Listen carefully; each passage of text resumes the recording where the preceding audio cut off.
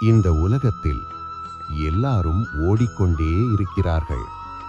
ஆனால் அமைதியாக நடக்கத் தெரிந்தவர்கள்தான் இலக்கை அடைகிறார்கள்.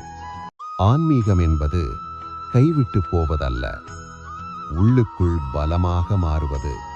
கிருஷ்ணர் சொல்லிய ஒரு எளிய ரகசியம் என்ன தெரியுமா? உன் கடமையை செய், பயத்தை விடு. நாம் தோல்வியை பயப்படுகிறோம், மற்றவர்கள் என்ன சொல்வார்கள் என்று கவலைப்படுகிறோம். ஆனால் உண்மை என்னவென்றால், நம்முடைய மனசு நம்மை நம்ப ஆரம்பித்தால் உலகமே நம்மை மதிக்க ஆரம்பிக்கும். ஆன்மீகம் கோவிலில் மட்டுமில்லை, உன் நேர்மையில் உள்ளது, உன் பொறுமையில் உள்ளது, உன் கருணையில் உள்ளது.